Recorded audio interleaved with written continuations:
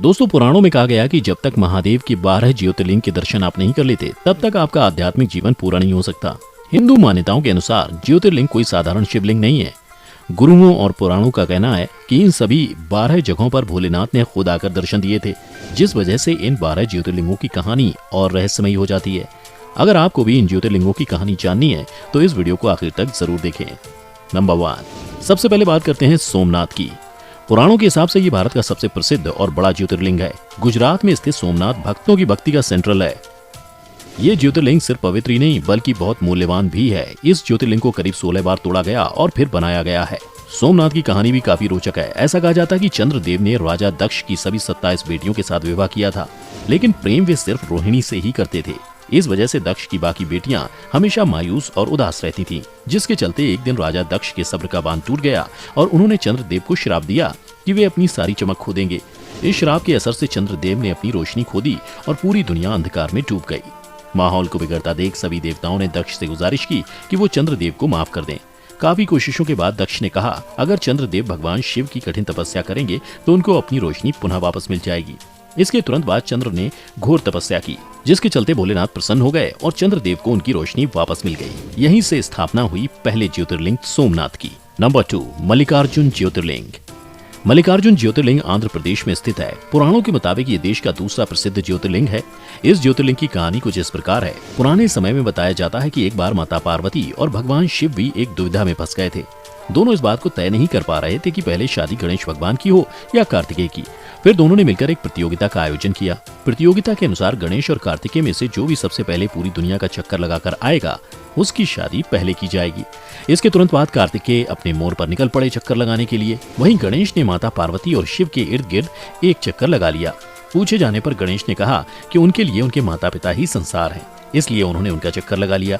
ये सुन माता पार्वती और भगवान शिव इतने खुश हुए कि उन्होंने गणेश का विवाह विश्वरूपम की दोनों बेटियों रिद्धि और सिद्धि से करवा दिया। जिसके बाद ये देख कार्तिकेय को बहुत बुरा लगा और उन्होंने निर्णय किया कि वो कभी शादी नहीं करेंगे। इसके बाद वे श्री क्रौंच पहाड़ की तरफ निकल पड़े और वहीं अपना आगे का पूरा जीवन बिताने का निश्चय किया। जब माता पार्वती और शिव को इसके बारे में जानकारी मिली तो वो दोनों उनसे मिलने पहुंच गए और क्रौंच पर्वत क्षेत्र के निवासियों के कल्याण हेतु भगवान शिव और माता पार्वती वहीं ज्योतिर्लिंग के रूप में बस गए। नंबर 3, महाकालेश्वर ज्योतिर्लिंग।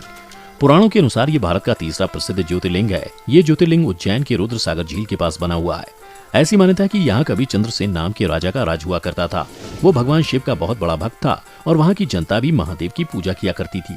एक बार राजा रिपुदमन ने चंद्रसेन के महल पर हमला बोल दिया। उसके साथ मायावी राक्षस दूषण भी था, जो कभी भी गायब हो सकता था। उस राक्षस ने वहाँ की प्रजा को खूब परेशान किया और पूरे महल को बर्बाद कर दिया।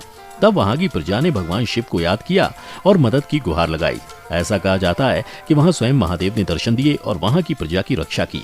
इसके बाद उज्जैन के लोगों की प्रार्थना सुनकर भोलेनाथ ने तय किया कि वे उज्जैन नहीं छोड़ेंगे। इस प्रकार से उत्पन्न हुआ महाकालेश्वर ज्योतिर्लिंग। नंबर 4, ओंकारेश्वर ज्योतिर्लिंग।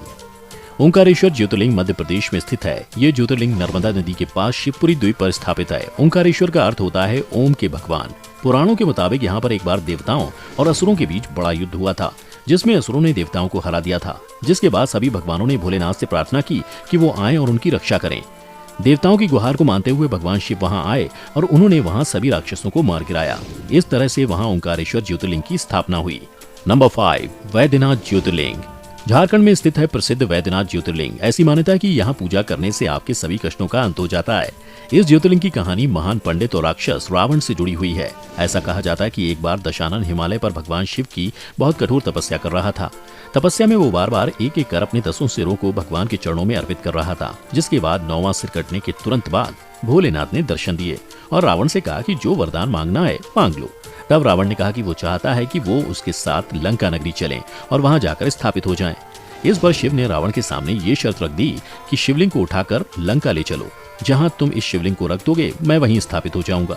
ये बात सुनकर सभी भगवान परेशान होकर विष्णु के पास गए। जिसके बाद विष्णु ने एक लीला रची और रास्ते में रावण को लघु शंका आई। जिसके बाद उसने रास्ते में एक ग्वाले को शिवलिंग दे दी और उस ग्वाले ने शिवलिंग जमीन पर रख दी। जिसके बाद शर्त के अनुसार शिव वहीं स्थापित हो गए। अब आपको बता दें कि ग्वाले रूप में कोई और नहीं, भगवान विष्णु ही थे। नंबर 6, भीमाशंकर ज्योतिर्लिंग। ये ज्योतिर्लिंग पुणे के शाहद्री इलाके में स्थित है। कहा जाता है कि कुंभकर्ण के बेटे भीमा को जब ये पता चला कि उसके पिता की मौत भगवान विष्णु ने राम के अवतार में की है, तो वो बहुत गुस्सा हुआ, जिसके बाद उसने खुद को बहुत कष्ट दिए और तप किया। जिसके बाद भगवान ब्रह्मा उससे काफी खुश हुए और उन्होंने इसको काफी अस्त्र दे दिए, जिसके बाद से ये पूरी दुनिया पर अत्याचार करने लगा।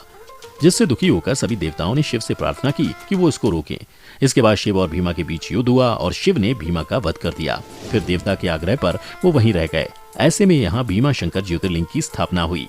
नंबर 7, रामेश्वरम ज्योतिर्लिंग। ये ज्योतिर्लिंग भारत में सबसे प्रसिद्ध ज्योतिर्लिंगों में से एक है, जो तमिलनाडु में स्थित है। इस ज्योतिर्लिंग की कहानी को रामायण से जोड़कर देखा जाता है। ऐसा कहा जाता है कि जब राम सीता को ढूंढने निकले तो वो थक गए और उन्होंने सागर के किनारे आराम किया, और जब पानी पीने के लिए सागर के पास गए तो वहाँ एक आकाशवाणी हुई कि तुम मेरी इजाजत के बिना पानी नहीं पी सकते हो। जिसके बाद राम ने वहाँ शिवलिंग की स्थापना कर पूजा की, जिससे उनको शिव ने दर्शन दिए और उन्होंने शिव से विजय होने का आशीर्वाद मांगा। फिर शिव वहीं स्थापित हो गए और ऐसे रामेश्वर ज्योतिर्लिंग की स्थापना हुई। नंबर 1, कृष्णेश्वर ज्योतिर्लिंग।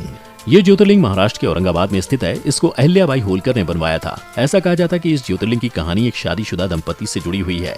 सुधर्म और सुदेशा की शादी अच्छी चल रही थी, बस इनको कोई बच्चा नहीं था, जिसकी वजह से सुदेशा ने फैसला किया कि सुधर्म की शादी उसकी छोटी बहन धूष्म से करा दी जाए। जिसके बाद दोनों की शादी हुई और इनको बालक हो गया। कुछ दिनों बाद ये बात सुदेशा को पसंद नहीं आई और उसने बच्चे को झील में फेंक दिया, जहां सुधर्म ने 101 शिवलिंग भगवान को चढ़ाए थे। ये खबर मिलते ही सुधर्म वहां पहुंचा और महादेव को याद करके अपना बच्चा मांगने लगा, और कहते हैं भोलेनाथ ने उसकी पुकार सुन ली। सुधर्म को उसका बच्चा लौटा दिया। साथ ही उसने सुदेशा के लिए माफी मांगी और महादेव से उसको माफ करने को कहा, जिसको देखकर महादेव खुश हो गए और वहीं स्थापित हो गए। ऐसे कृष्णेश्वर ज्योतिर्लिंग की स्थापना हुई। नंबर 9, नागेश्वर ज्योतिर्लिंग। ये ज्योतिर्लिंग कृष्ण नगरी द्वारका में है। ऐसी मान्यता है कि ये ज्योतिर्लिंग सभी प्रकार के जहर के प्रभाव से सुरक्षित है। ये ज्योतिर्लिंग भी एक भक्त की कृपा से ही द्वारका में स्थापित हुआ। कहा जाता है कि एक बार दारुका नाम के राक्षस ने यहाँ महादेव की भक्त सुप्रिया और कई महिलाओं को बंदी बना लिया था। जिसके बाद सुप्रिया ने सबसे कहा कि ओम नमः शिवाय बोलो।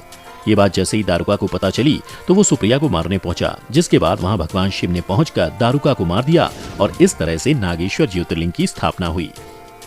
नंबर 10, काशी विश्वनाथ ज्योतिर्लिंग।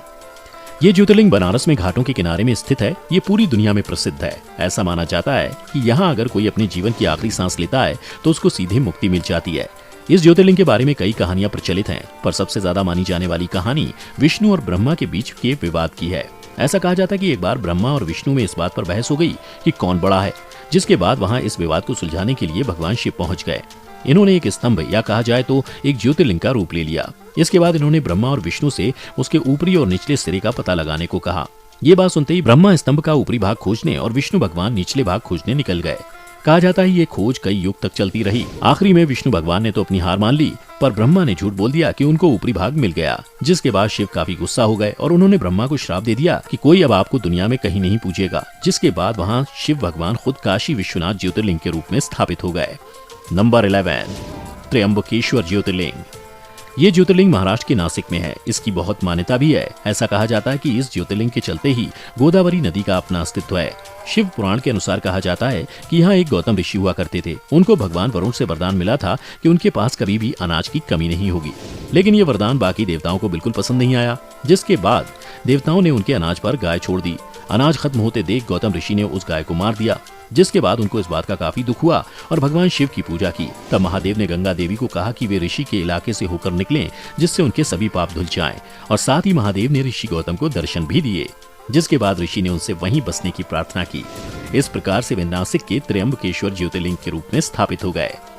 नंबर 12, केदारनाथ। चारों धामों में से सबसे प्रमुख धाम माना जाता है। इस पवित्र धाम में केदारनाथ ज्योतिर्लिंग स्थापित है। ऐसा कहा जाता है कि केदारनाथ में भगवान शिव सदैव के लिए निवास करते हैं। इस ज्योतिर्लिंग के पीछे एक कथा काफी प्रचलित है। ऐसा माना जाता है कि ब्रह्मा के 2 पुत्र थे, नर और नारायण।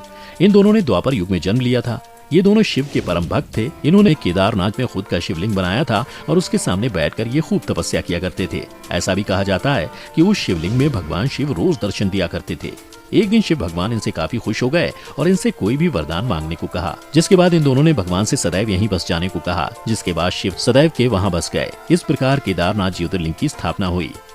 आप इन ज्योतिर्लिंगों में से किस किस के दर्शन कर आए हैं, हमें कमेंट बॉक्स में जरूर बताएं। अगर आपको हमारा ये वीडियो अच्छा लगा हो तो लाइक और शेयर करना ना भूलें। अगर चैनल पर नए हैं तो चैनल को सब्सक्राइब जरूर कर लें।